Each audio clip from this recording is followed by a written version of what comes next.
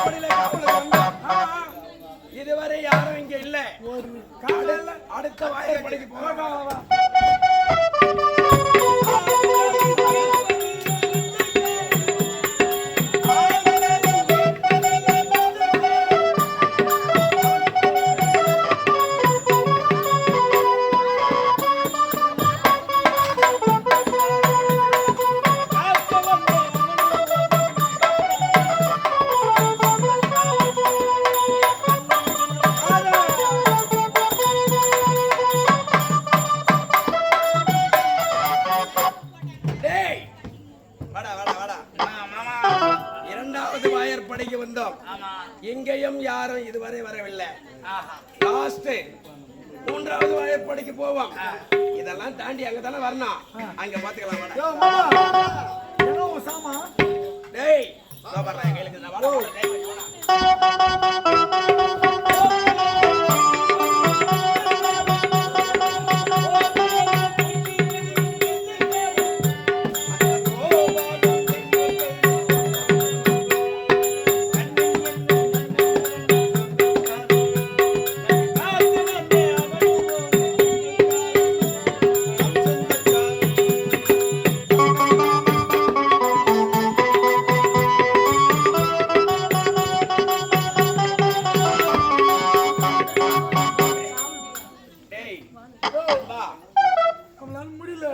மூன்றாவது வாயற்படை வந்து விட்டோம். யாரு வந்தாலும் இதுதான் லாஸ்ட். என்னால முடியல. நான் என்ன சொல்றேன், நீ 4 நாய் படு, நாலு நாயா? டேய் நீ 4 மணி நேரம் படுறா, நான் 4 மணி நேரம் காவலுக்குறேன். நீ அதுக்கப்புறம் நான் தூங்குறேன், நீ காவல் இரு. சார் அப்பா வச்சிடறேன். படுக்கணும்னா படுறா படுறா.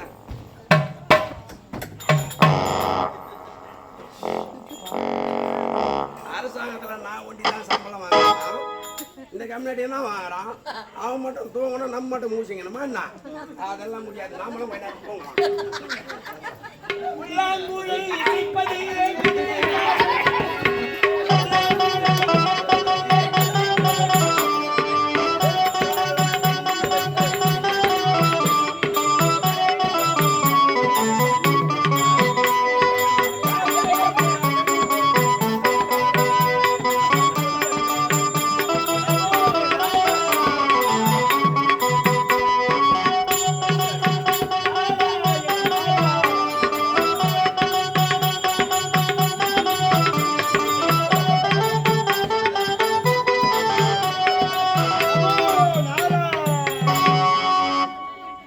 உலகமெல்லாம் பவனி வரக்கூடிய இந்த நாரதன் இன்று மதிவதனாபுரி நாட்டுக்கு வந்துவிட்டது. ஆனால் மதிவதனாபுரி நாடு பேரும் புகழும் பெற்ற நாடு. பேரரசனாக வாழக்கூடியவன் அந்த மாமன்னன். அவனுடைய அரண்மனையில் அனைவரும் சந்தோஷமாக எப்பொழுதும் இருப்பார்கள். அப்படி இருக்கிற அரண்மனை இன்று விரிச்சோடி கிடக்கிறது. காவலில் யாருமே இல்லை. எங்கதான் போயிருப்போம்.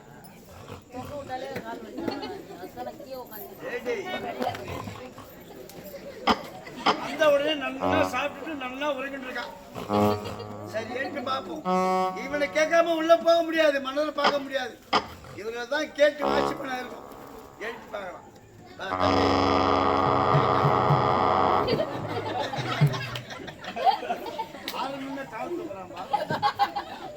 என்ன தூக்குவான்னு தெரியலப்பா. நாராயணன் நாராயணன் நாராயணன்.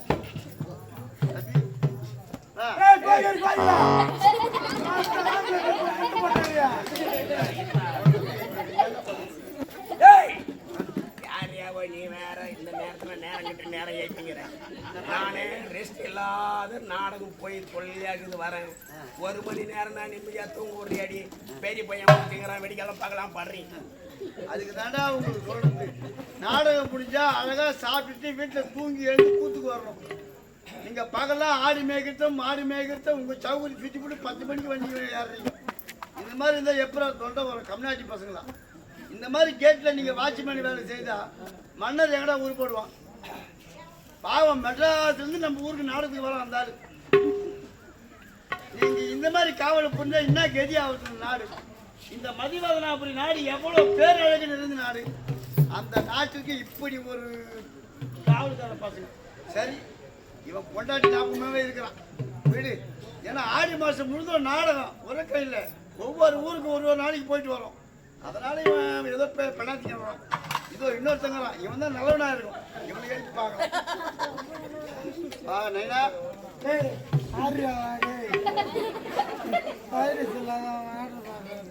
இல்லப்பா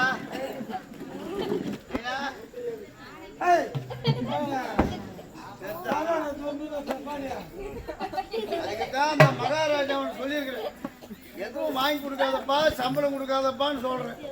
பொழுது வெடிதே பவுடர் ஆகுறாங்களோ ஆகுலையோ உடனே கத்தியா எடுத்து சம்பளத்தை கொடுத்து போடுறாங்க உங்களுக்கு.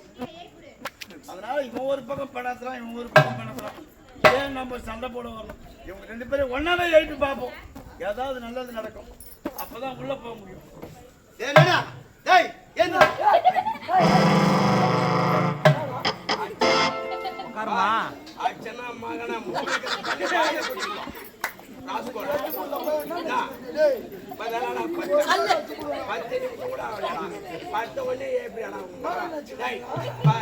நல்லபடியா சொல்றேன். உங்களுக்கு விருப்பம் இருந்தா வேலை செய்யும், இல்லைன்னா லீவ் எழுதி கொடுத்துருவோம். என்ன ஏய்ப்பாதே இப்படிப்பட்ட வானவரை கூடத்தை வச்சு நான் எப்பெல்லாம் மாறி படுப்பாரு.